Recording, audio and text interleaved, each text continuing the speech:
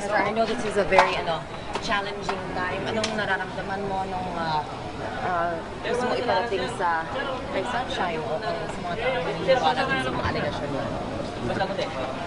Attorney, Sir Cesar, yung mensahe na lang niyo po sa mga bata, I'm sure they've been wanting to hear from you also.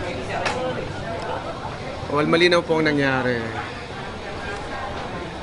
Nasira po ang magandang reputasyon ng mga bata. Bukod dun sa sinira po ko at pinakatangan ng kasinungalingan, marami po nangyari. Ano na lamang ang sasabihin ng mga lalaking mga kaklase niyan at mga babaeng kaklase niya sa kanya. Ang titingin, future po ang sinira ng nanay nila. Lahat po ng nanay na nakausap ko, wala pong gagawa ng ganun papa. Nagtataka po sila paano po nagawa ng nanay nila sa kanya yun.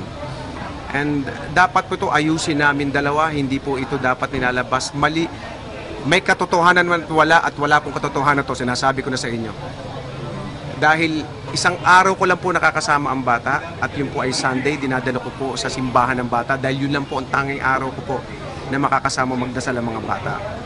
Paano ko po magagawa yun sa kanila? At sasamahan ko sila magdasal tapos gagawin ko sa harapan nila yon. Hindi naman po siguro ako galing sa mental hospital para gawin ko po yun. Kaya appeal ko sa mga anak ko, anak, dito ako, hindi ko kayo papabayaan and your father will still be the same. Stick with the truth. Do not allow anybody to teach you how to lie. Okay? Please pray for daddy. Please pray for mommy. Please pray for our family. Stay with the truth, sweetheart. Sir, nag-text daw yung mga anak mo, sir, sa inyo, or may time na nag-communicate po ba kayo? Or when was the last time you spoke with them? Eto na lang inconsistency nila. Sabi nila na traumatize sa mga bata November 26. Okay? December 1, birthday ni Cheska, magkasama kami. Paano mo sasabing traumatized sa mga bata? Nasa IG ko yun. You can check my ID, Cesar 77 Montano. Check my ID, December. Otherwise, siguro baka pwede nang papalitan yung birthday ng anak ko sa sa census. Hindi na December 1, i-atras nila. Ano kasi nungalingan ito, di ba? So parang sasabi niyo po na parang this is all made up. Bakit tingin niyo po? Nag-greet pa nga yung anak ko sa akin ng December 21. Nahanap ako, pinipigilan ng nanay nila po Paano traumatized? Ang dami makaka-vouch yan. Dala-dala ko yung anak ko sa CCF Church every Sunday. Sa ko gagawin nyo? Sa loob ng van? Sa loob ng sinihan? Sa loob ng church?